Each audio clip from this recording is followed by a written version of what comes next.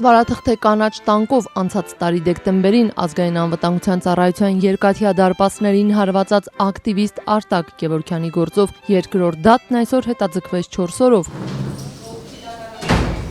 Դատավորը կողմերին ժամանակ տվեց ճառին պատրաստվելու համար։ Հակահարված արտխմբի անդամ Արտակը մեղադրվում է դիտավորությամբ, հասարակական կարգը կոպիտ կերպով խախտելու, խուլիգանություն կատարելու եւ ուրիշի գույքը ոչնչացնելու կամ վնասելու մեջ։ Դատական նիստը սկսելուց 15 րոպե անց դատավորն այն արգելեց նկարահանել։ Դահլիճը մերթընդմերթ ծիծաղի պոռթկումներով էր արձագանքում դատավորի ու մեղադրյալի հարցուպատասխանին, հատկապես երբ դատավորը հարցրեց. «Դուք տանկը հրում էիք», իսկ Արտակը պատասխանեց. «Ոչ, ես այն վարում էի»։ Դատավորի ճշտող հարցին, թե ինչպես էիք վարում, մարմնով հրելով, ասաց ոչ, քայլելով, ոտքերով վարում էի։ ՎԿ Արման Ղարիբյանն էլ ասաց, ԱԱԾ շենք հասնելու ճանապարհին անցորդներն ու վարորդները դրական էին արձագանքում ընկերոջ ակցիային, ժպտում էին, լուսանկարվում, պատմեց պետավտոտեսչության աշխատակիցներն անգամ խորհուրդ են տվել միացնել թղթետանկի հետևի լույսերը։ Ճանապարհային ոստիկաններն են ճանաչել,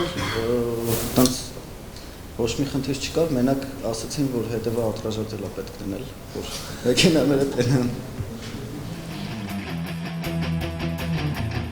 Արտակ Գևորգյանի փաստաբան Տիգրան Սաֆարյանը դատարանում հայտարարեց. ԱԱԾ աշխատակիցների զեկուցագրերը որպես ապացույց ճանաչելն անթույլատրելի է։ Նրանք փաստաբանի խոսքով պետք է հարցաքննվեին։ Դատավորն էլ հայտարարեց. ԱԱԾ-ից դատարանը գրություն է ստացել, ըստ որի ԱԱԾ-ն չի ողջունել նման վարքագիծը, սակայն տեղեկացրել է, որ կատարվածը չի խաթարել իրենց բնականոն աշխատանքը, աշխատակիցներին էլ լուրջ անհանգստություն չի պատճառվել։ Հետևաբար ԱԱԾ-ում դատական նիստերին մասնակցելը նպատակահարմար չեն համարում։ Փաստաբանն ասում է, քանի որ ԱԱԾ-ի աշխատակիցները դատարանում ներկա չէին, իրենք այդպես էլ չկարողացան հասկանալ, արդյոք, ինչպես նշված է մեղադրականում, ծառայություն իրականացնող աշխատակիցների մոտ գույքի պահպանության կապակցությամբ վախի զգացում է առաջացրել թղթե կանաչ տանկով երիտասարդը։ Նիստից հետո լրագրողների հետ զրույցում Սաֆարյանն ասաց. ԱԱԾ-ի գրությունից կարելի է ենթադրել, որ քրեական հետապնդումը պետք է դադարեցվի։ Հանցակաց չկա ընդհանրապես։ Ազգային անվտանգության ծառայությունը,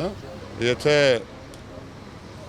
մեկ այլ իրավական համակարգ լիներ, ապա հենց այսօր մեղադրողը կհրաժարվեր անմիջապես մեղադրանքից։ Հայաստանի տնտեսական եւ սոցիալական խնդիրները փողոցային արվեստի սթրիթ արտի միջոցով ներկայացնող հակահարված խմբի անդամը դատարանում ասաց, մինչև ԱԱԾ-ի շենքին հասնելը ինքը կանաչ թղթե տանկով դուրս էր եկել զբոսանքի, այդպիսով բողոքն արտահայտելով իր պնդմամբ կեղծված սահմանադրական հանրաքվեի դեմ։ Նիստից հետո էլ պնդեց, այս գործը դատարան հասցնելու իմաստը այդպես էլ չհասկացավ։ Բայց որ խառն են այդ հաստատ։ Չգիտեն ինչ են անում, ինչ են ուզում էլի։ Ձգում են էլի ուղղակի։ Դե որ անպատժելիության մթնոլորտը, նոր եմ իմացել այդ բառը, անպատժելիության մթնոլորտը այտենց բան է, կամաց բան է, այտենց որ սաղ չէ թան էլի այտենց բան անել, բայց ասեմ, ինչքան սենց ձգեն, այդքան շատ են ԱԱԾ-ի վրա գնալու։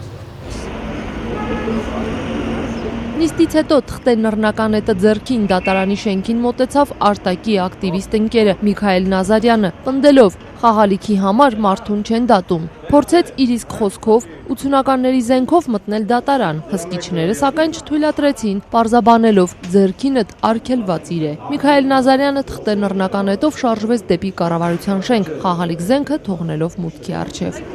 Սա ինչ է։ 80-ականների արտադրության ռուսական զենք, հա։ Անունը։ RGD-ի։ Ինչա պատրաստված։ Պատրաստված է ինչ մեկ շանտի ակցիան։ Այդ մահակներից է պատրաստված։ Մահակ դերի լավ հատկի պոչ։ Դե խաղալիք զենք է, էլի իրականում։ Ու սոլիդարության ակցիա եմ անում ես այսօր, որ մարդիկ հասկանան, որ գիտեմ, խաղալիքի համար մարդկանց չեն դատում։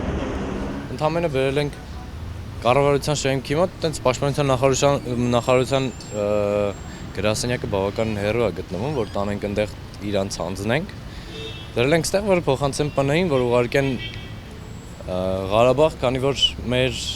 դիրքերում էլի կռվում են ռուսական 80-ականների արտադրության զենքով։ Իմ կարծիքով դա սրանից ոչինչով չի տարբերվում այս պայմաններում։